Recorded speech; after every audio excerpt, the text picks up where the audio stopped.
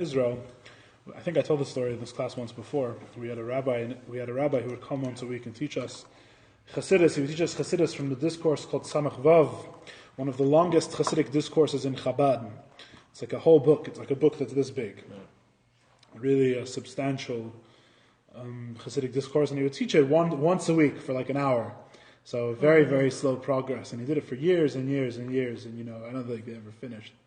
Until he ran out of energy before they reached the end of the book. But that's okay, because it's even though it is one whole, there's also obviously each piece has its worth and has its merit, obviously.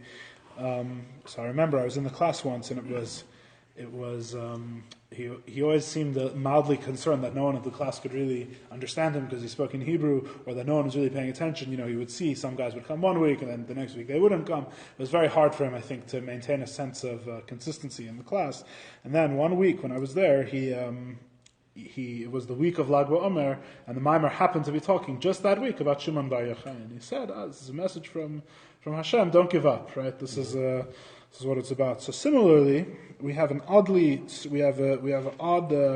synchronicity here, that our Maimer is connected in a way to Chanukah a little bit, so we can actually look at that in what we're going to learn this week. I'm not exactly sure where precisely we finished, because the last time was 2 weeks ago, I think, if I remember. Yes, the last time was 2 weeks ago, and that time we reviewed. So it's actually been 3 weeks since we moved forward in the Last week was Yitzis Kislev. There was a big Fabrengen here. All right. So I don't remember exactly where we stopped, so I'm going to start somewhere, and I think it's actually a little before where we stopped, so it's good. We'll do a little piece again. We are going to be on page, I'll tell you,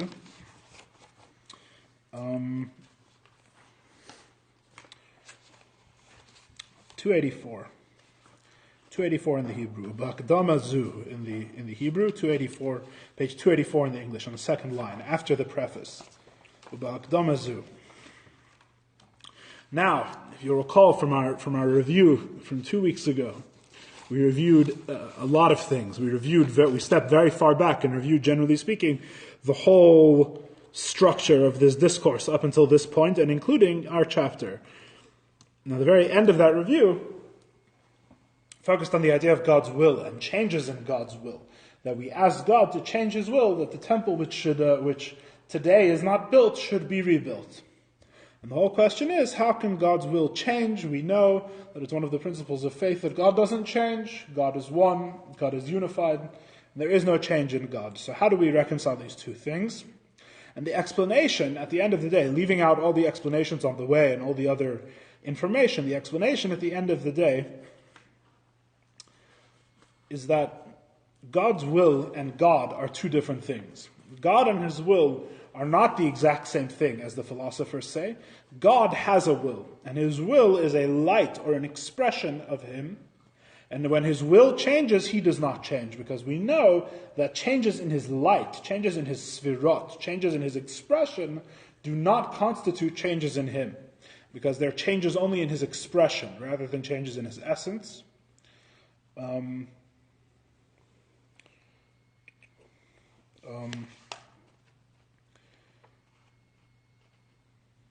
Yes. And basically, so that's basically the explanation. The will, when we speak of God's will is on the one hand not like a human will. His will is inconceivable to us, as all the spheres are. They're not really comparable to the human will, because God's will is infinite, right? It's an expression of Him. So the limitations that we have in our will do not apply to Him, as we're going to touch on again tonight. On the other hand, His will is an expression of Him. So on the one hand, His will is not like our will, but His will is also not He Himself, right? His will is only an expression of Him. It's only His light. It's only a svira. It's only a means by which He relates to things outside of Himself. And therefore, changes in His will do not change Him. In fact, changes in His will, the metaphor that we've been using in this chapter, it's like changing a garment, right? It's like changing we use first the metaphor of the intellect investing itself in different tasks, right, and different things that it needs to do, like the difference between the intellect investing itself in calligraphy and in weaving, two different handiworks, two different things that you do with your hands. And basically the reason why the mind invests well in one and not in the other, or better or easier in calligraphy than it does in weaving, is not because of an essential difference in the mind, because the person only has one mind, but because the levushim are different, the garments, the in clothing, there's a process whereby the mind is tailored to certain tasks. And it's only those garments which change. We're on page 284. It's only the garments which change. It's not the mind itself which change. And it's the same thing with regards to God's will. When God's will changes, when He changes from His desire to not have a Beis HaMikdash, to have a Beis HaMikdash, we're asking Him to change the garment, that the garment should transform. The garment with which He relates to the Beis HaMikdash should change. It should change from a garment of chesed to a garment of gvura. From a garment of gvura to a garment of chesed, from severity to kindness. He should change the way in which He relates to these things. And these changes in the garments do not affect Him. These changes are external to His essence. And that's the answer as to how God's will can change, and He remains unchanged, which we're going to talk about more tonight. So page 284, second line. After the preface that Eliyahu mentions, we're referring to what, the Kabbalistic work we read on Erev Shabbos, Pasach Eliyahu, from Tikkunei Zohar, which we've actually been quoting throughout this chapter. Pasach Eliyahu is foundational. Really, if you understand Pasach Eliyahu, it's quoted throughout this mimer, if you understand what it says in Pasach Eliyahu, which is basically a description of God and the Sfiros, and the way that God relates to the world through the Sfirot, you understand a lot of the things in this discourse. A lot of this discourse is explaining different pieces of Pasach Eliyahu. So once you understand what Eliyahu prefaced, what Eliyahu opened and said, referring to what we read on Erev Shabbos, in the Siddur, Pasach Eliyahu, what did he say? Sha'sfiros hem kamei levushim, that God's spheres, the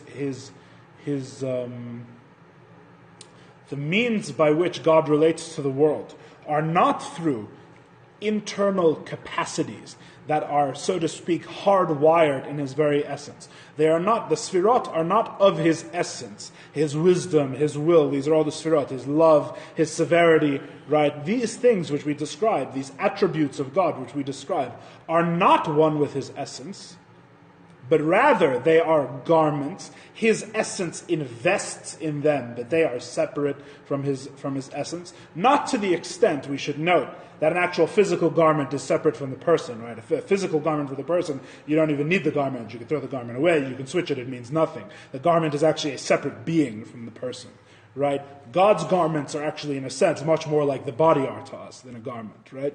You need both metaphors. That's why in Pasach Eliyahu, he uses both metaphors. He talks both of garments and of bodies.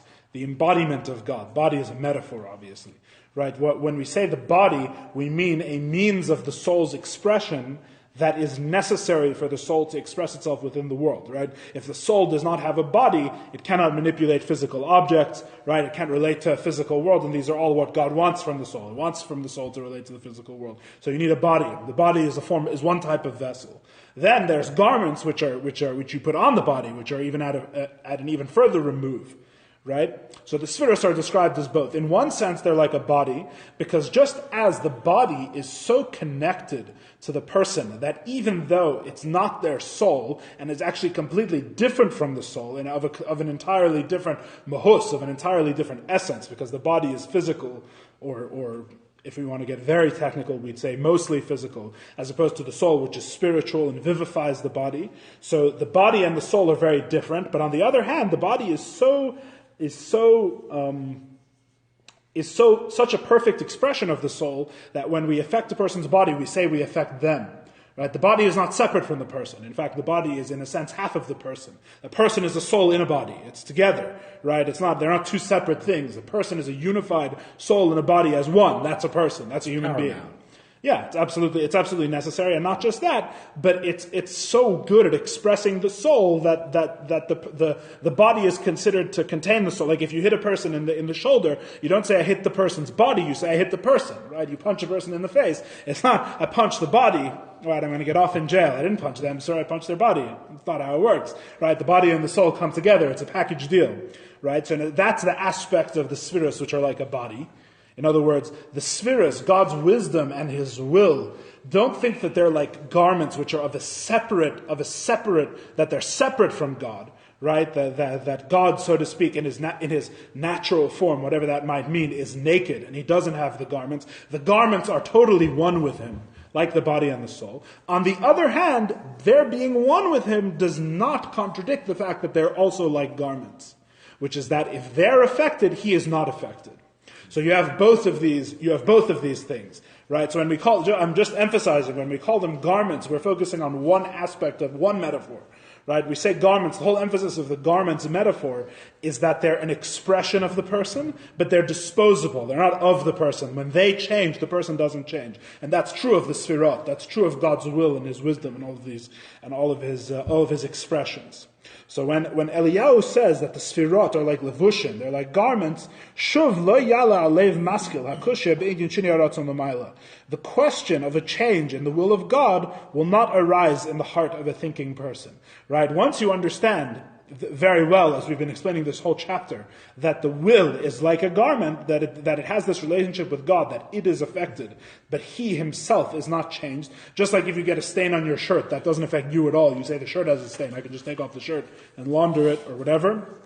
Right? The shirt changed color, but I remained exactly the same. So too the Sfirot in their relationship with God, because they're like a garment, when they are changed, He is not changed. And therefore, the whole question of how can God's will change is evaporates automatically from this starting point, from this starting principle. The whole question of how can God's will change if God doesn't change arises from the false starting point that God and His will are absolutely one. Right? Which, by the way, if you remember from the beginning of the chapter, even if you start from that starting point, you can still answer this question. Because that's what the Jewish philosophers did. They started from the starting point that God and His will are absolutely one. And they could still answer this question because you can't, if you'll recall, you can't constrain, you can't define God's will in terms of the limitations of the human will. And therefore they too can answer this question. When we take it even a step further, we say the whole question in the first place doesn't even apply. It's not like we have an answer to the question like the philosophers. The question doesn't apply in the first place because the whole question is based on the assumption that God and His will are synonymous. God is His will and His will is Him, which is the philosophical starting point. From our starting point, where the will is merely a levush, the will is merely a garment, it's not one with Him, it's an expression of Him, right? It's godliness, but it's not God. Changes in the will, therefore, do not necessarily affect God Himself, and there is no question in the first place. That's all review, I think. I haven't said much new in that regard. Good evening. So this whole question that God at first wants one thing and then afterward wants a different thing, that for example He first desired the destruction of the Beis Hamikdash because of our great iniquity. I remember reading this. Afterward He desired it should be rebuilt. This whole change from God desiring there to be no temple to God desiring there to be a temple is like exchanging a white garment for a red garment, or a red garment for a white garment. Pardon me. There is no change whatsoever in he who wears the garment. The entire change is only in the garment, so that's the metaphor. Right? This is what it says in Psalms, in Tehillim, like a garment He changes them and they will be changed. Right? He changes the garments. He is not bound by any of the garments, which really...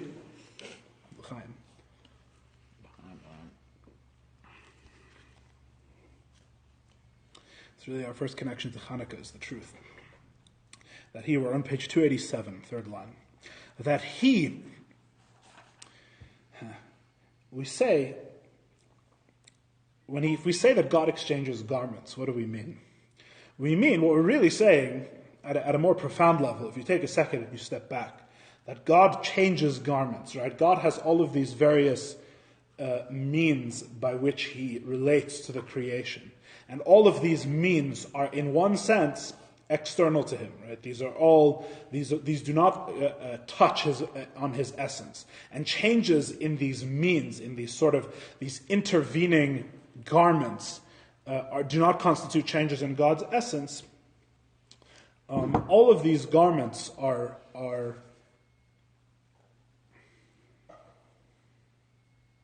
what this means is that all of our understanding of God, right, everything by which we grasp God is like a garment in a sense, right? Obviously, every way in which we grasp God is metaphorical, if anything, right? If we can say we grasp Him at all, we grasp Him only in a metaphorical sense. And even that is a stretch, but that's for a separate time. The truth is that no metaphor truly grasps Him, because all of the metaphors that we relate to, right, are really limited and defined things. And the limited and defined things are all in order to grasp His garments. Now, the truth is that the king can be grasped through his garments, right? Through Torah and mitzvahs, as explained in chapter 4 and chapter 5 of Tanya, which I recommend very much for everyone to learn in depth with a book that really explains them well. Chapter 4 is about mitzvahs and chapter 5 is about Torah. And the whole point of those two chapters is about how he is grasped through the garments, right? Or through the metaphors, more in Torah than in mitzvahs. You'll read there and see the difference. But the fact is that everything that we understand about God, we don't really experience directly. Everything we experience through these levushim, through these garments. Because if you think about it, the whole world is created through these 10 spheres. And when we say the world is created through the 10 spheres, we don't just mean the physical world, we mean all the spiritual worlds, and we mean the Torah itself. The Torah itself is constituted of these 10 spheres. The Torah, in a sense, the Torah and the spheres are interchangeable. The Torah and the spheres are in one sense the same thing. God's, the expression of God in His creation of this world, right? When we say the Torah is the blueprint for the world, right? And we say that the sphirot, the 10 spheres, are the source of the world, we're saying something very similar. Yeah? The Torah is the means with which God relates to the world. The same thing is true of the 10 spheres. If you read the Kabbalah Sfarim, you'll find out how 10 can equal 613. It's an interesting math problem. 10 is expanded out to 613, right? Because we know that each one of the 10 includes the other 10, right? And then those themselves are made up of different aspects. Until it turns out that if you grasp how all of the different sfirot are divided up in all of their facets, you reach 613. You can read the Kabbalah Sfarim.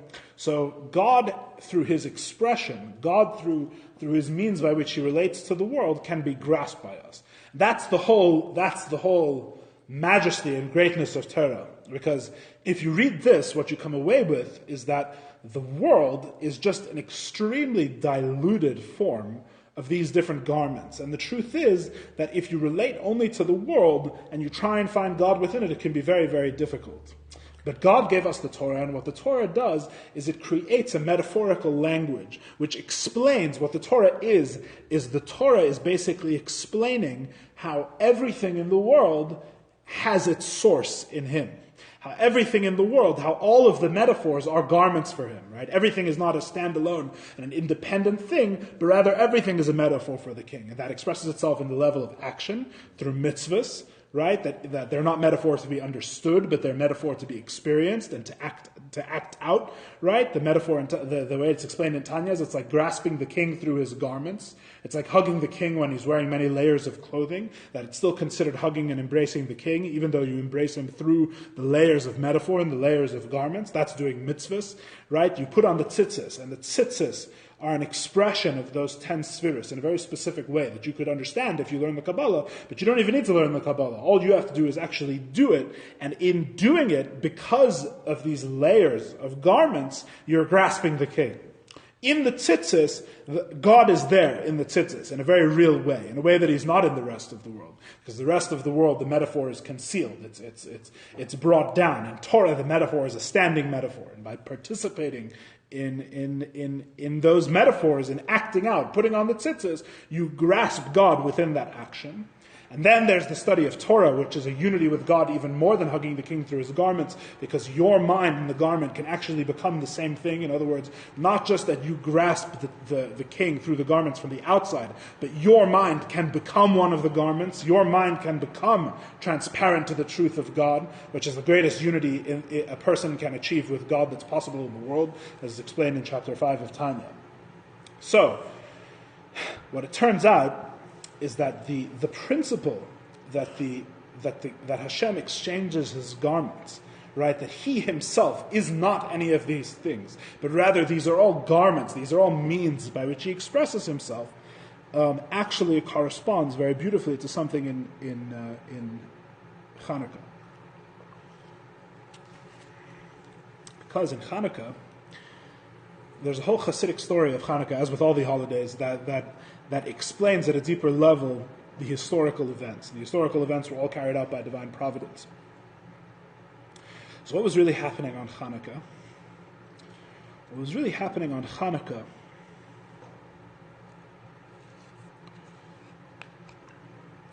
you had a Seleucid king, a Greek king called Antiochus, right, who oppressed the Jewish people, and we know all the stories, right, and there were oppressive laws against the Jewish religion, and he killed many Jews and all of these things. But before Antiochus had his personal vendetta against the Jewish people, what was really going on was there was basically a civil war among the Jewish people, between those that adhered to the Jewish religion and the Hellenizers, the Hellenists, who had become very endeared they came to favor Greek culture, Greek art, Greek philosophy, and all of these things. Now, the story of Hanukkah really is a clash between these two ways of thinking. It's a clash between the Greek way of thinking and the Jewish way of thinking. And not just the Greek way of thinking and the Jewish way of thinking, but the Greek way of thinking about the Torah and the Jewish way of thinking about the Torah. Now, that might sound strange, because why would there be a Greek way of thinking about the Torah, right? It was simple, because they understood what's written. They didn't see the holiness in it. Very good. The Greeks were all about wisdom, philosophy, right? Understanding the world, understanding what takes place, where the world comes from, who created it, how does it behave, how does it operate, right? Greek wisdom, which, by the way, the Torah says was given specifically to the Greeks. A whole other story. They were the sons of Yafet, the one of Noach's other sons. We come from Shem, they come from Yafet. It's a whole other discussion. But the Greeks were given. If you actually read the Midrashim, you'll see they say the Greeks were given very specific gifts from God of their own. You know, it's not like they held themselves of high esteem. We hold them in high esteem as well, right? They were given very specific blessings in their culture and their civilization and all these things. There's only one thing, they don't recognize it. So here's the thing. The Greeks were dealing with things. When the Greeks encountered Torah, the Jews saw Torah as a garment. The Jews saw Torah as garments in which God was invested. And the entire point of grasping the garment is to grasp God. And without that, there's no point. The Greeks did not see the Torah as a garment. The Greeks, because their whole approach was to understand things in and of themselves, and not believing in the personal relationship between God and the Jewish people, that God may have actually given himself over. As we say, the first word of the Ten Commandments is Anochi. Anochi stands for Ana Nafshi Ksavis Yehavis. I wrote myself down and gave myself over to you in the Torah. Right? That Ana Nafshi Ketavit Yahavit. I wrote myself down and gave myself over to you, is the first word of the Ten Commandments. Right? That God is actually in the Torah, that God expresses himself through the Torah, that by grasping the Torah, you actually grasp something transcendent and something beyond knowledge and beyond wisdom. There was no basis for this in Greek thought, because the Greeks were coming from a different set of axioms. They didn't believe that such a revelation had taken place. They probably didn't believe that the world was created in the first place, which is a whole other issue, right? So how could you have something for the creator of the world if the world wasn't created in the first place, etc., etc.? There's a whole cultural clash. But when it came to the Torah, the Greek understanding of the Torah was that the Torah is just wisdom like any other wisdom. And as wisdom, the Greeks had no problem with the Torah. The Greeks had no problem. They were very culturally tolerant. They had no problem with it. They adapted it. They learned from it. They had no problem with Jews studying the Torah. The problem with the Torah was saying that it came from God and that the Torah is not wisdom unto itself. It's not mere wisdom, but rather it is a garment for God, that by relating to the Torah, you actually relate to the creator of the universe. So what did they do? By this perspective, by bringing this Greek influence into the Jewish world, what the Greeks did is they impurified, they profaned the oil in the temple, right? Because what's the oil? The oil in Chassidus and in Kabbalah is always representative of wisdom. As oil, you burn the oil and then there's illumination for the world, right? Oil comes through the process of being crushed, which is the withholding of self that is required to attain chachma, to attain what's translated as wisdom, but probably is better translated as something else. But to attain this all-encompassing grasp of a subject, one must remove oneself from the picture and allow the object of thought to exist entirely within their head. This is the process that's metaphorically compared to squeezing the grape. You have to have bittul, the olive. Thank you. Wine is also compared to wisdom. Two different types, by the way, two different levels. Wine is lower than oil, if I remember correctly. The oil is the higher type, and the oil has to be, the olive has to be crushed. You have to remove your sense of self to fully grasp the object in the deepest way, to grasp it intuitively. And the Greeks came and they said that all of the wisdom is profane. There's nothing sacred about it. Why are you keeping the oil sealed away in the temple with the seal of the high priest? Wisdom is not sacred. Wisdom is sacred, but it's all sacred at the same level. In other words, wisdom is holy because it's wisdom. It's not holy because it's a window to some higher reality or because it allows you to grasp God or have a personal relationship with the Creator. What's great about wisdom is wisdom itself is great. This was the Greek approach. And so they came and they profaned all of the oils in the temple. Right? So they didn't understand. Pardon? They must have had one problem though. What? Because the Torah represented a single God.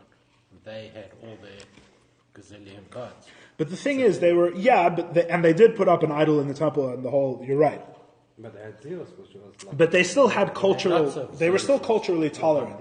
In other words, perhaps what they didn't understand was the distinction between the one God of the Jews and their many gods. Perhaps they thought the one God of the Jews was like another one to the pantheon, right? Yeah. That may be so. To their to their list. That may be so. I'm not sure. So what they didn't understand is really this line from Tehillim. What they didn't understand is kalavush techlifam, and I think the end of the last word is v'yachloifu. That they didn't understand that it's all like a garment for God that is exchanged and will be exchanged. It's not the greatness of the Torah is not, and the greatness of all of these metaphors, of all of the godly expression, ultimately of the world, is not in itself, but that it's a transparent vessel. It's a garment for God. And by grasping the garment, you grasp God. So a change in the will, so they didn't understand that. And then we'll connect back to Hanukkah again when we get to the end of this section. We'll finish the story. We'll tell the second half of the story. So I have a question. Yeah. This question is, Torah is always understood to be the essence. Comes from the essence. Yes, absolutely. Of God. Yes. So we only grasp it through the Sphira. The Torah and the Spheros consider them synonymous. The Torah and the Spheros are the same. Well, in a sense, the though same that thing. the Sphira are more expressions. The Torah is Garments. also the Torah is also there.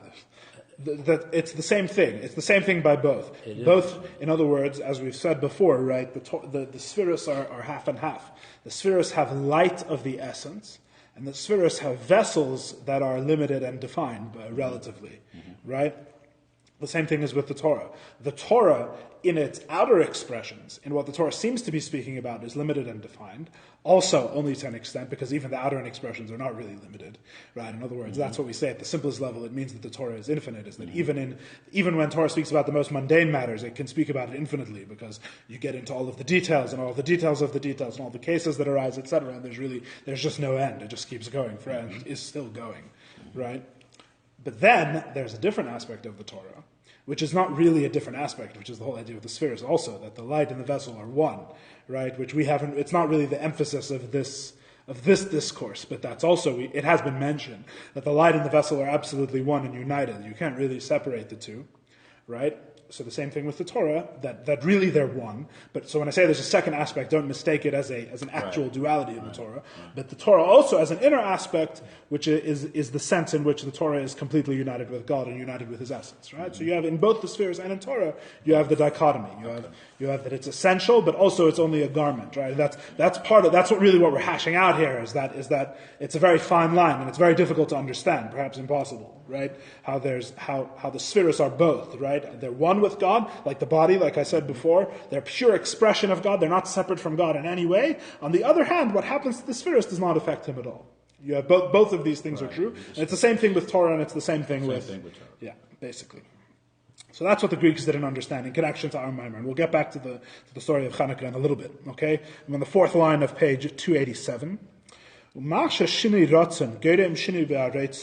This, that a change in will affects the person who desires, a change in one's desire affects the one who desires it, right? That a change in will affects the essence. Hainu ba'adam. That is only true in the person themselves, in an actual, in a human being, not in God. That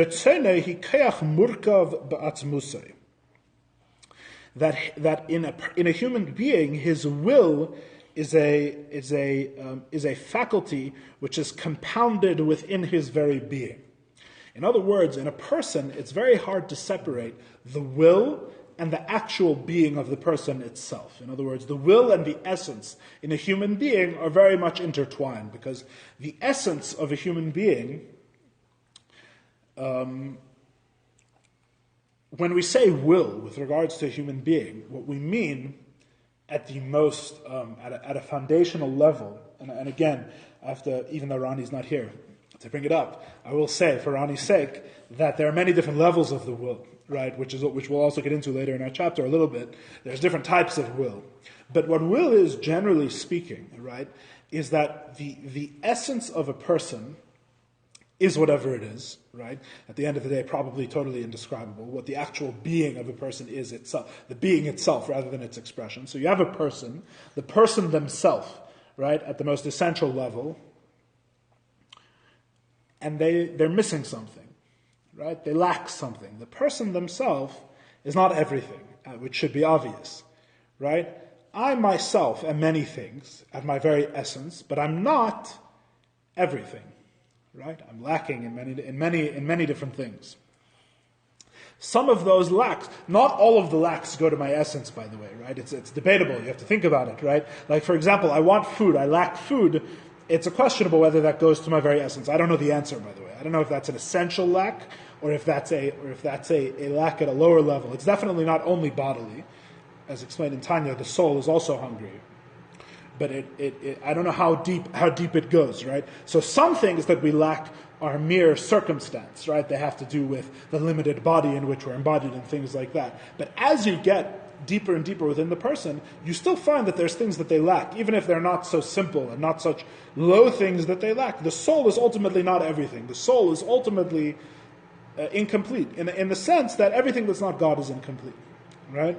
Which is going to be a very topical point of the discussion in just a second. So a person is inherently incomplete in whatever way, and they want something. And those wants, those desires, the deepest desires of the person, means it is the essence of the soul itself's desire or yearning or turning towards the things that could complete it. That's what the will is of the person at a very deep level. Is there's an essential lack, right? Like the English word want, right? In the old usage, want meant lack. It was one word. Right? It's the same in Hebrew. A ratzon, a want, I'm wanting, right? I've been found wanting. I'm missing something, right? That's what causes desire. The desire is caused by a lack. It's caused by not having something. And desire is a description of what the very essence of the soul does when it doesn't have something. It turns toward that thing. It's attracted towards that thing. What it means for the essence of the soul to turn, I don't know. The soul is pulled towards and moves towards, almost described, and it seems almost like a physical force, the way it's described, in which is a very weird way of thinking about it. But the soul literally turns towards things that it lacks. This is what the will is. So in a human being, the will, at the deepest level, which is what we have to deal with because we're trying to define what will is. So we take the most substantial form, right? We take the most profound form.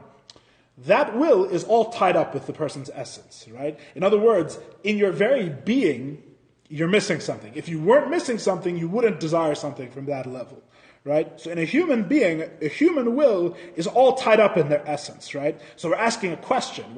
We say that God's will is only a garment. But in a human being, it's all tied up in his essence. So how can we say that God's will is only a garment? If that's what will is, maybe his will is also all tied up in his essence. How can we say it's only a garment? So we're answering because, again, you're applying the limitations of the human will to God. That's what a human will is. When we talk about God's will, that's not what we're talking about. So when it's only in a human being, that when a person's will is aroused, the essence of his soul is activated. And a change in the will actually change, will reflect a change in the essence of the soul. If a person desires something from their very being and from their very essence, if the will changes, that indicates that the person has changed, right? The person has attained something that they lacked before, right? The actual person themselves has changed. But that's only by a human being. As opposed to above, where the will is like a garment. When he wills something, he does not want it with its essence. Why? For the very reason I was just describing. Because God in his essence is lacking nothing. So how could it be that the will affects him in his very essence? Right? There's a question hidden in this, but which we're going to get to in a minute. Just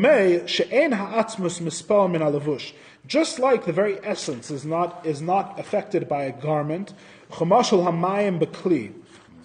like the analogy of the water in the colored container, right? That the water remains the same color, but the container changes, which is another metaphor we've been using for this concept, or one very similar to it in the past in this discourse, that when you put the water in a colored vase, right, or a colored container, the water remains essentially the same color. What changes is the way the water presents. It's external. And then changing the vase really only changes the vase. There's no change to the water. If you could change the vase from a red one to a blue one, the water inside would remain exactly the same. What changes is the way it expresses externally. It's the exact same thing with God and his will. The will is like the vase. The vase changes, but God himself remains unchanged. Not like the human will. The human will can be tied up in the very essence. In a human being, the water, if at some level, for some types of will, if the will changes, that means the water changed, so to speak. With God, the will is only a vessel, is only a garment, is only an external expression. It's like the vase changing and the water remains unchanged. Changes in the will, therefore, do not affect him himself in his essence.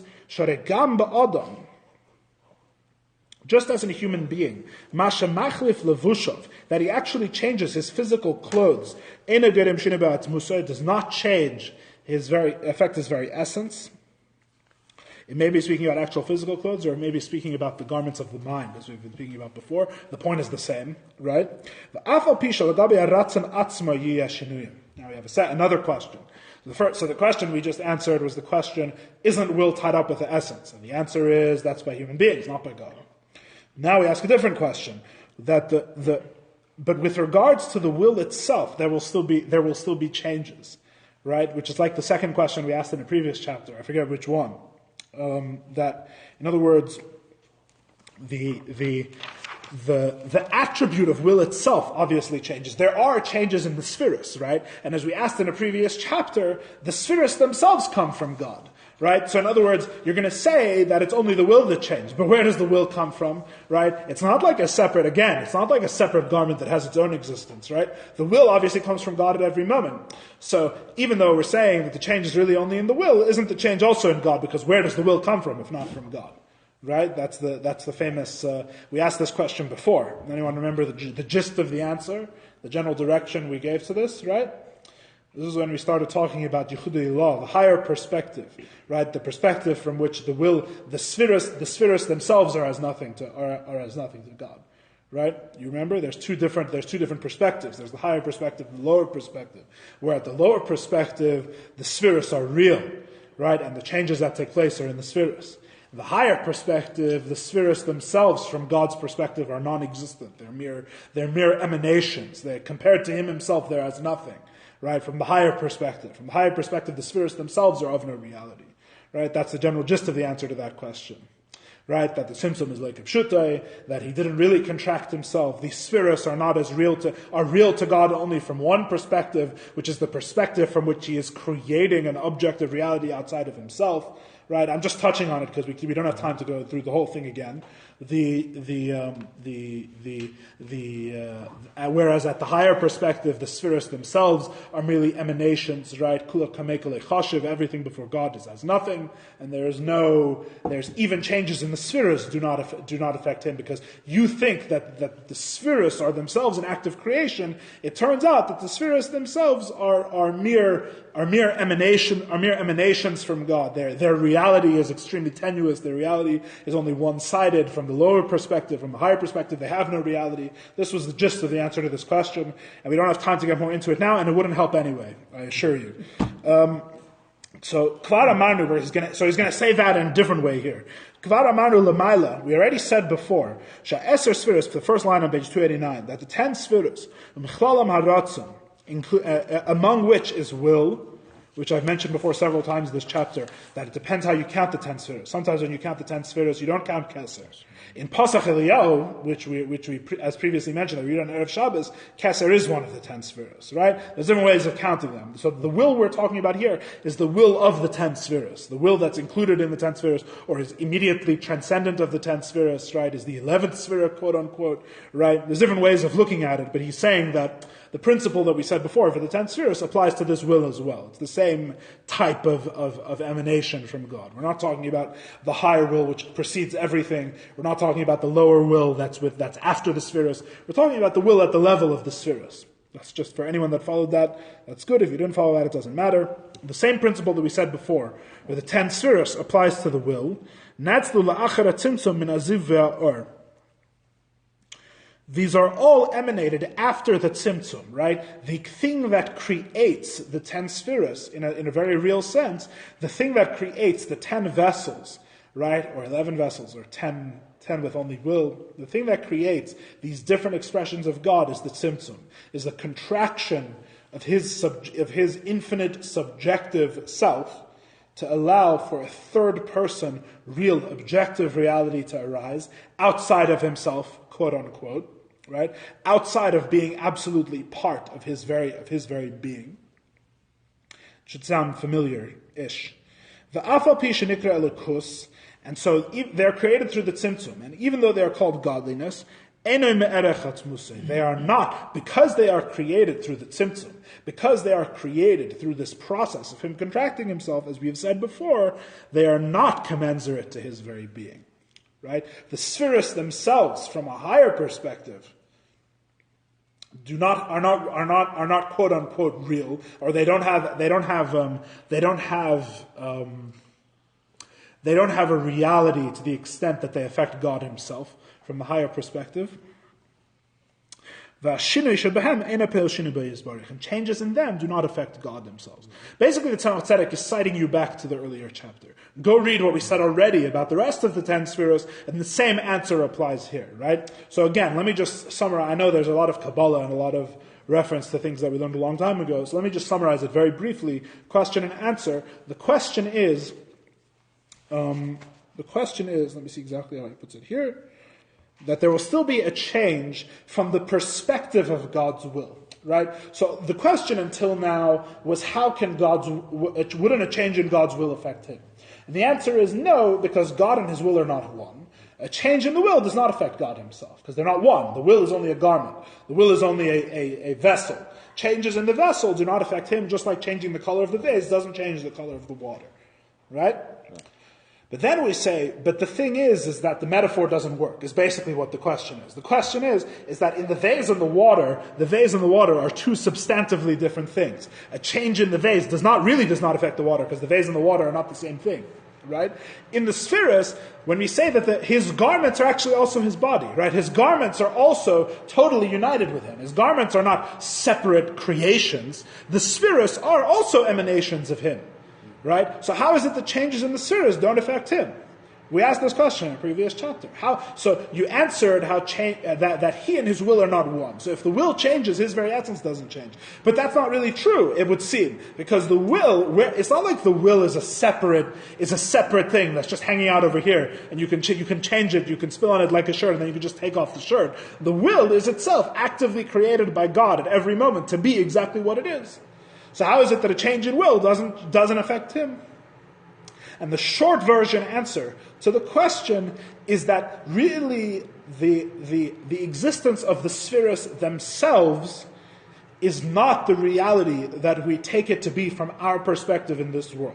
From our perspective in this world, which is also God's lower perspective, the Das Tachton, the Yehuda Tata, the lower level unity, the lower level perspective, Baruch Shem Kavod Malchus L'Olam Va'ed, the second verse that we say in the Shema, right? From that lower perspective, the spheres are the godly reality of our world. They are the godly reality of this place, and therefore changes in the spheres are tantamount to changes in God, so to speak.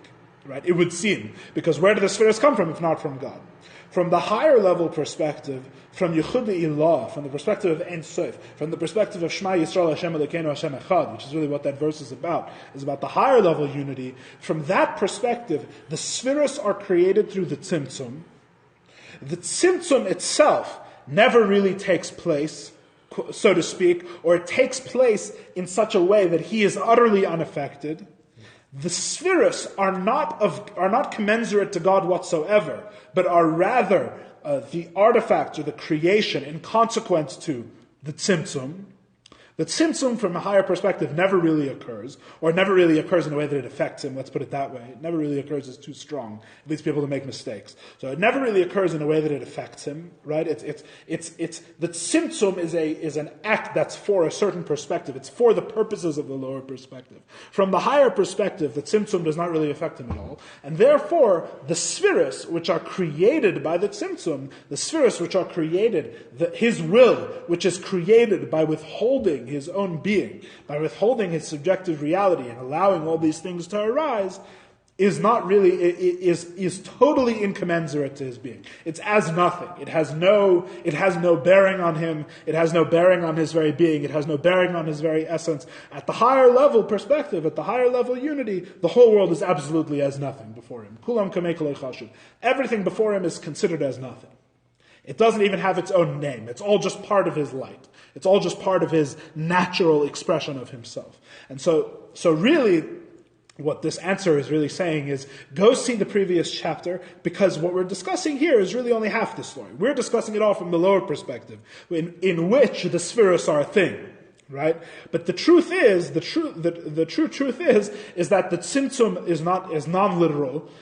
The spheres which are created from the Tzimtzum are as nothing before him, and from the higher level perspective, all of this still doesn't affect God. So there's two halves to the answer. There's all the answers which explain will and the details of will and how the will is separate from God and not one with him. And then we say, but really from a higher perspective, isn't the will also one with God? And we say, from a higher perspective, everything is totally kolei chashiv anyway. Everything has no effect on him. None of these things are really none of these things occur in a way in which they have any independent importance or independent that they take up space, that they're relevant to God in a sense, right? All of this we've discussed before at greater length. That's the short version of that answer. Let's move forward in the 10 minutes we have left. Hopefully we'll get to the next point about Hanukkah. Let's see. I've got a question I have to remember. Yeah, remember the question or write it down or something.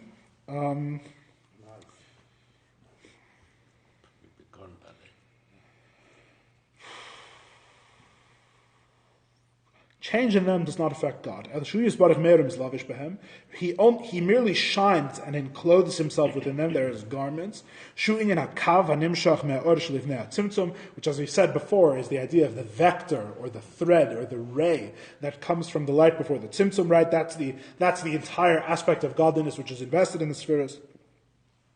So it's all of the spheres are only. He's got the world on a string, right? There's only all of them are just part of the kav, which is one ray of his infinite light, and he himself, so to speak, before the tzimtzum, from that perspective, is totally unaffected by all of it. The only thing that changes is the exchanging of the garments. He takes off these garments and puts on these other garments. And that is why we pray, may it be your will before you. What do we mean by that? That you should enclothe your light in this particular will, in this particular garment, and change from the previous garment. That's what we're asking. We ask God to change His will. We mean, please exchange the garments. Take off the garment of Gevura that you used to deal with the temple, and put on the garment of Chesed, and rebuild the temple. Right? We're not saying that God Himself should change. Pardon? Would not change. I mean, even if you put that new clothes, I mean, it will not change the essence of English. Correct, that's exactly what we're saying. Only the garment changes. And in the changing of the garment, much goodness and kindness is drawn down to the Jewish people. That's what we're requesting. According to the request that was made. But what difference would it make? It's exactly like the vase that you mentioned, that the water itself inside is the same, just the way that it appears to us is different. We want the vase to change. Because the whole point, the appearances are very important. The whole world was created for those appearances, right? That's the whole point. That's the underlying theme, right? Is that even though it's true that the water doesn't change, the vessel still has the severity. And the whole reason the world is created is so that we can transform it to good, right? That's the whole point. The whole world is created so that those vessels can change. So we need to remove the paint and out the color just to look for the essence of the water itself. Exactly. We can request God to change it. But the thing is, there's a reason why we request it every day and it hasn't happened yet. We have to investigate why that is. We request it and it doesn't happen, right? And part of the answer to that question is actually coming up right here. So let's do. So just try to save it for the end if you can. One second.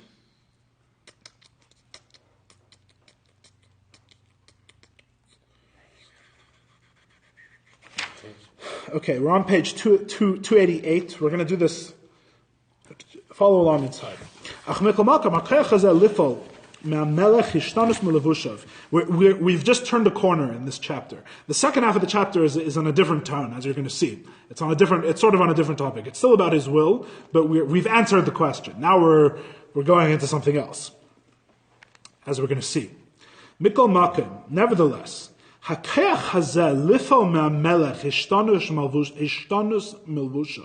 this ability to effect in the king that he should change his garments, right? In other words, through our prayer, we are asking the king to switch his garments.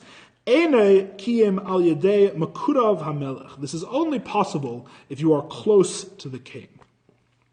Kamei, for example, like ha'eved shemakir b'tiv levushav, like the servant of the king, who recognizes the quality of the king's garments, v'gam yachol liskarev legufa shamelech, and is also able to come close to the king himself. V'yifal etzlo sheyachlif melevush zel levush acher, and he can cause the king to change his garment to a different garment. So there's two things. You have to know his garments, and you have to know him. And only with those two things are you able to say, you should be wearing better garments, change these garments. Which is funny, because he's not talking to his family relative, but to his servant, which is not even related to him. That's also true. Very good. It's interesting. It's interesting that's the metaphor that's used. Yeah, good point. Okay. Masha'en ken. Pardon? Are we the servants or are we the family? Both. Masha'e, we call God Avinu Makenu, our Father, our King, right? There's a reason we use both. There's two different things, two different dynamics. But that's not for now. Masha'en ken ish nochri, as opposed to a foreigner, an outsider, asher loy me'evdei amelechu, who is not among the king's servants, Einei makir levushav, and does not recognize the king's garments. V'gam einei yachol liskarev legufei shamelech ulevakesh mimenu al-kacha. He's also not able to approach the king himself closely and to request and make this request of him. Im kain al kain l'kasha zu b'amrei yehiratzim lefanecha einei el liyisrael levadam. Therefore, this request, when we say, may it be your will before you, is only for the Jewish people. Is Enei Elele Yisrael. The Jewish people have a special segula. They have a certain power. They have a certain merit that they are able to request this change of will. As we're going to explain why that would be, why there would be a difference. K'dichsiv b'chol kareinu alav. As it is written, everyone that calls upon him. For which nation has God close to it, as is God our Lord, whenever we call upon him. When we call upon him is the emphasis. Because Yisrael, and when we say Yisrael, we mean the Jewish people, their spiritual source, ascended in the thought of Pnimius Abba ve'ima, ascended in the inner thought of father and mother, which father and mother in Kabbalah always mean Chochmah and Bina. They arose within the highest of the two spheres, if Keser is not a sphera. It arose within the highest of the two spheres, within Chochmah and Bina. Sheresh Kol Atzilus, the source of all of the emanations of the world of Atzilus. V'yesh l'nishmasan shayches l'levushim shal oren sof baruch hu. And their souls have a relationship, have a connection to the garments of God's infinite light. Kamashakasav Eliyahu, as is written in Pazach Eliyahu, which we keep quoting. Levushim tekinas lan deminayu parchin nishmasin lebarnash. I think it says. I'm getting that. That garments, he made garments for them, from which Parchin Nishmasan, he translates as souls issue forth. All right, I think it's prettier than that and more poetic, but I don't have time to quibble. The souls issue forward for man. So in other words, the source of the souls of the Jewish people come from these very garments which we are discussing, whatever that means. As it says in the first mitzvah in Sefer HaChinuch,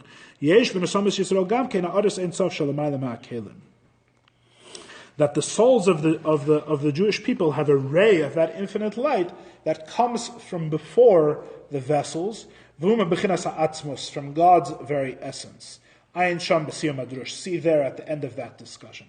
As it says in Tanya, right at the beginning of the second chapter of Tanya, the Jews have a soul which come from a higher source. There's something called the Nefesh Elokis. There's the godly soul, which derives from God himself. So in other words, we just mentioned both parts of what the servant needs, right?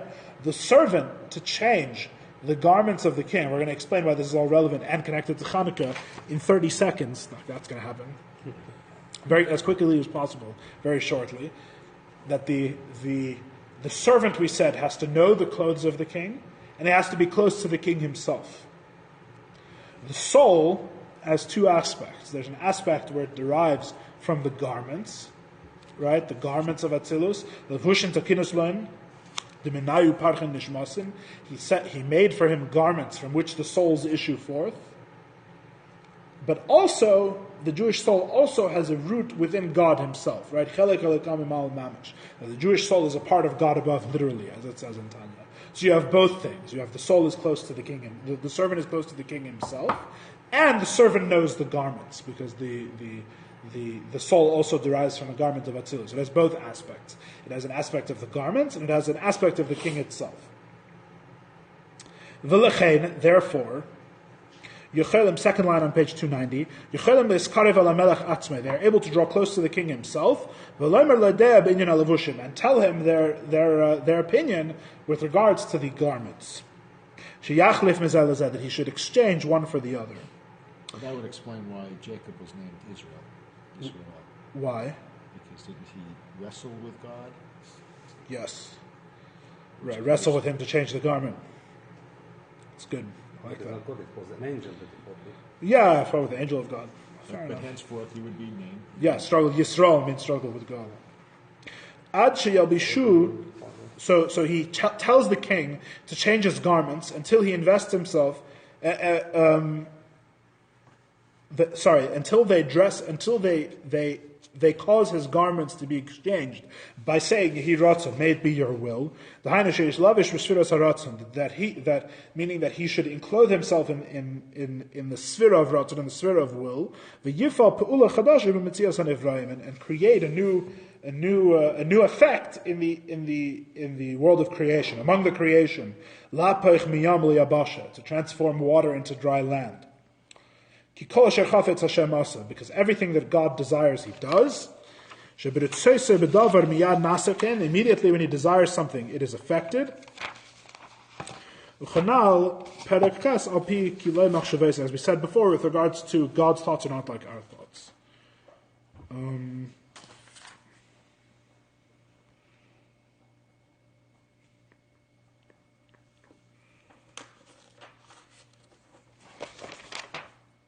Oh wow, that's way longer than I thought it was. So let's make the jump. 1 second. All right, I'll connect it to Hanukkah anyway. Don't worry. Now All right. forget the question.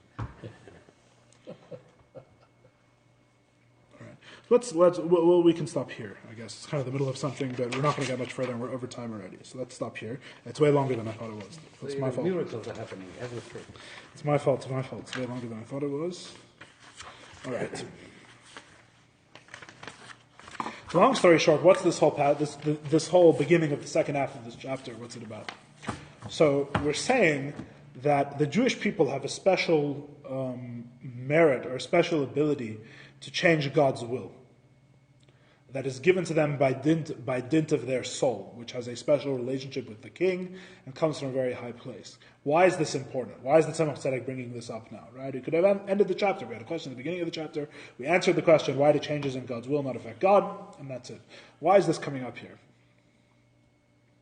What I'm saying now is my own understanding, for the record. The reason why this is here now is because we're left with the question outstanding, right? We said at the very end of the first half of the chapter that will in a human being is defined by lack, by wanting something, right? You've been found wanting. That the will at the very essence of the person is defined by what they're lacking. And we said by God, he lacks nothing, right? There's nothing that he has that he doesn't have, right? So the question is, what could affect his the question is really what could affect God's will at all is really the question. In other words, it's not just what could affect his will. It's what could God gain by wanting anything? Why does God create anything is really the question, right? What does God gain by anything taking place? He is absolute perfection. He lacks nothing. So why does he desire? Why does he desire anything at all? Is really the question. At the deepest level or at any level, right? When God creates lacks, right? The tzimtzum is the process of creating a lack. Right? If he removes himself and leaves an empty space, right? He creates an emptiness, something that's lacking, so to speak. There's different ways of reading it, which makes things much more complicated. But there's the question is a fundamental question. This is really the first question in that long mimer I mentioned at the beginning, Samach Vav of the Rebbe Rashab. That's really the first question he asks. The first discourse there is really on this question. Is God lacks nothing, so why create anything? And there's a Kabbalistic answer, and the Kabbalistic answer is like doesn't really explain anything. And then there's the classic answers to the Midrashim of why he created the world, which in general do not explain why he would create an actual world in which he actually lacks anything, like this world, right? Which is an actual separate creation from him, which is like there's no reason whatsoever. It gives absolutely nothing to him. There's absolutely nothing in this world that he doesn't have already before it's created. But I think we heard absolutely nothing. By Rabbi Levi Gorelik, he was saying, Asher bara Elohim lasot. That's what we were saying on Friday. He created something because he wanted us to continue.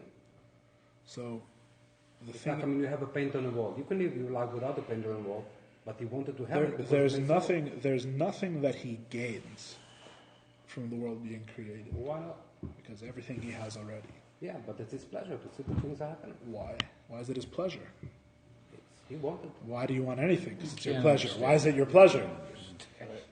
In a human being, there's no explanation why it's your pleasure. And then by God, there's even more of no explanation why it's his pleasure. Why should he have a pleasure? A pleasure is the satisfaction, it's the filling of a lack. Tainug is translated also as satisfaction. If he knew, you would be him. It's like. But if he didn't have that, we wouldn't have any of this. The thing is that him, as we describe him for other reasons, seems to have no reason to create the world. So the answer of Chassidus, very famously, you already know the answer, is that he desired to have a dwelling place in the lower world, which is not. It's not a reason. It's a description of the lack of a reason. It's a description of that we don't understand. Right? He desired. He desired means stop asking questions. There's no. Right? Wasn't it Augustine that famously said? Someone asked him what lahavdil elef alfei avdalas. Very famous Christian philosopher was once asked what God was doing before He created the world. He said, preparing hell for people that ask difficult questions. Right? That's the famous. So it's a little bit like that. Lahavdil. Not really. What we're saying when we say that He desired, we say He desired to have a dwelling place in the lower world, which is not explained. Not explained. It's not an explanation. It's saying there is no explanation. This is what He wants, but there's no reason. There's no reason. Not only there's no reason we can't understand, the whole concept of reason is consequent to that desire. The concept of reason does not encompass that desire. It's an effect of that desire. Right? In other words, he with His own reason, God's reason, is created because of this desire. It doesn't exist before the desire. There's no reason. Right? You're applying concepts such as reason. God wanted to create the world, not because He lacked something. Not because He lacked something. It's not a desire. That's really not a desire. That's the whole. No. That's a fair question. That's a fair point. I don't know. That's a fair point. So one second. So what we're explaining here is God changes His will. Now the thing is, what God wants is Mashiach. Is He wants a world in which He is a world that utterly conceals Him and utterly reveals Him. That's what He wants. He wants a dwelling place in the lowest world, which means He wants to be revealed in a place that utterly is the exact opposite of what He is, and He should be there as He should be known there as He knows Himself. That's what God desires. All right? Now the thing is that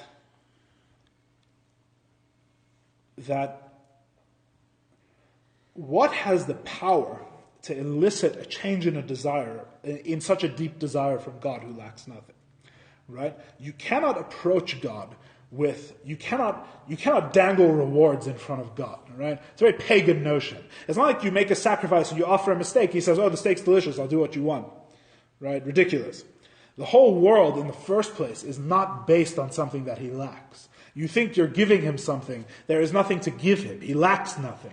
So what could you do for Him that could possibly cause Him to change His will if His whole will in the first place is not like a human will, which reflects an essential lack, but rather is born of His essential perfection in a way that we don't understand?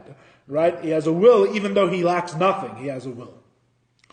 So the answer is that you can only effect a change in that will if you know the King.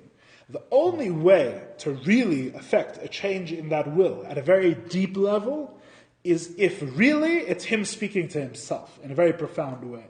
And the fact that the Jewish soul, there's an nefesh elokis, which most of the time we have no access to. We wouldn't even know it was there, perhaps, a lot of the time. But there's a part of God Himself, whatever that means, that's in every Jewish soul. And when a Jew prays to Him with that part of their soul, it's Him relating to Himself in that same way that He did when He originally decided to create the world. Above reason, right? There's nothing you're dangling. You're not offering a reward. You're not saying, please change the Beis HaMikdash because I can do this thing for you or that thing for you, right? You can reach that place in Him. If you have a soul like that, you can reach that place in Him, which is the same place where He originally decided to create the world. And if we read on, we'd see this is what's called in the Midrash that Yisrael olu b'machshava, right? B'min nimlach b'nishmashem sal tzadikim. That before God created the world, it says He consulted with the souls of the righteous. What does that mean? It means that this connection between the souls that He would send down into the world, specifically among His chosen people, and the souls that existed with Him before time are the same souls. So in other words, when his original decision to create the world, which was a discussion within Himself, whatever that means, it's a medrash, right? He has a discussion within Himself with the souls of tzaddikim. That discussion is the same discussion that takes place when you pray to Him with that part of your soul. When you pray to Him with that deepest part of your soul, which is one with Him, it's the same reason, which is unfathomable, is illogical, transcends logic, that the world was created. That same, whatever that reason is, not really a reason, whatever it is that causes Him to create the world in the first place, that same thing He hears when the very deepest part of your soul speaks to Him in prayer. And that's when we say, Yehi Ratzon, may it be your will. You should change your will just like you change your will to create the world. Right? It's a discussion of Him He speaks to Himself. Yeah. Now, what's the connection to Hanukkah? The Greeks came into the, pardon me for going 10 minutes over, the Greeks came into the temple sanctuary, and they impurified all of the oil, right? If you remember, what did they say? They said the Torah is not a garment. The Torah is like wisdom like everything else. What's special about it is that it's wisdom. It is what it is in and of itself. It's not a means of connecting to this higher God, to this higher place, right? Came the Maccabees. What did the Maccabees do? They fought against the Greeks. Now, according to Torah, if you're facing an insurmountable foe who is unbelievably numerically superior, right? And his army will surely destroy you. Are you allowed to risk your life and fight against him? No. And the answer is not really. It's very iffy, very difficult question to answer, but usually no. Usually the answer would be no, which is why until the Maccabees, the response of most Jews to Antiochus was peaceful resistance, right? They kept mitzvahs in private and they tried to keep the Torah, but they didn't fight against them, right? The Maccabees were crazy, right? They went and they decided, their army's 50,000, we're 6,000, let's fight them, right? We're not taking any more. So the Maccabees came and they fought against even perhaps what the Torah would have told them to do. And the miracle of Hanukkah is that God accepted it. Right? The miracle of the war of Hanukkah is that God accepted it. God said, that part of you which has no concern for your own life and has no concern for your own well-being and will fight against the Greeks, even if it means your life, because you refuse to be separate from me. You refuse to let them come and defame my Torah and impurify my oil and all of these things. That is higher than the Torah itself. You have something, your connection with God, that aspect, that deepest part of the soul, which speaks to God as Him speaking to Himself, yes, is above even the garments. The garments, the Greeks can say, the Greeks can come and impurify the oil, but the Maccabees can still fight back because they have that aspect of their soul. And the truth is, this is what the Maccabees were teaching to the Torah. That's why Hanukkah is a holiday of the redemption of the Torah, because the Maccabees taught the Torah this deeper thing, which transcends even perhaps what the Torah would have told them to do. It's an aside. And the Maccabees came into the Heichal, they came into the sanctuary, and they found one jug of oil, right, among all of the impurified ones, which is this part of the Torah, which it doesn't matter how long the Greeks study it, or how long the Greeks look for it, or they try and explain everything according to reason, and they explain everything as its own wisdom. There's always this one part of the Torah, which is the truth of it, which is the deepest knowledge, the oil within the oil, right, the very deepest part of it, which is what the Maccabees taught to the Torah, which is the very essence of their soul, which exists in Torah as well. The Maccabees were able to find it because they had that perspective. They found this deepest part of the Torah, which is not garments. It's the part of the Torah that the garments surround. It's the whole point of the garments, the whole point of all the external aspects is that you should be able to grasp God through it. Right? And that was the second miracle of Hanukkah, is that they took this oil, and that oil burned for 8 days. In other words, they were able, because they dug into themselves and found this part beyond the garments, beyond the things which could be exchanged, and they found this part which speaks to God as He speaks to Himself, which was through Mesiras Nefesh, which was called self-sacrifice. They were willing to refuse to be separate from God, even if it meant their lives. Because they had that perspective and they reached to that place, they were able to find the one jug of oil that can never be impurified by the Greeks, and they were able to light the menorah from it. So that's the connection to Hanukkah. That God's will, as we explained in the first part of this chapter, is only a garment. But the thing is that at the highest level, how can we ask Him to change His will? He doesn't lack anything. How can we approach God and tell Him to change those garments, even if they're only garments and it's not Him Himself? How are we possibly asking Him to switch those garments, when the entire way that the world was created for no reason and in a way that's beyond us? And the answer is the only reason we're able to do that is because we're the servants of the King who know Him well. Our souls are united with Him at their very essence, and from that place they're able to draw down a new will, which is exactly what happened in the story of Hanukkah. And that one jug of oil was able to burn for So what's the miracle? 8 days. If that one part should always be there, Yeah. and why is it a miracle? Well, they were able to access it. That was the miracle. If it's there, you work hard. Jews weren't able to Everything is there. Mashiach is here right now. He's here. Is to say Jews weren't? He's here. You're saying Jews weren't able to access that inner aspect of their Neshama prior? Yes and no. It's complicated, but yeah, there's a historical aspect to it as well. It has to do with what I was mentioning before, that the oil is crushed, and that's what releases it. So the bottom line is that until Jews really face the difficulties in exile, really, which the external oppressors and the concealment of God that came about with these different things, they didn't really face that challenge. And if you look historically, really, the Greeks were the first people to conquer the Jews, who rather than just subjugating them or destroying them, they said, you know what, you have something good here, but it's our thing, it's not your thing. Right? The Torah is another philosophy. It's not what you say it is. Right? They're really the first people to say that. And it was that statement, that profaning of all the other oil, that goaded the Maccabees to dig deeper and find this last jug, right? This inner connection, which is at the deepest. What, the Greeks? The Greeks went and they broke the seals on the oil, which makes it unable to be used because the oil has to be guarded from the time that it's made until it was used in the menorah to be ritually pure. So what is this discussion with, God helpers, the souls that were there? He created them? Or where did they come from? The what? You're saying that that we say, yeah. So something that God was like consulting. Let me turn the recording off, yeah? So, what are these souls? Those are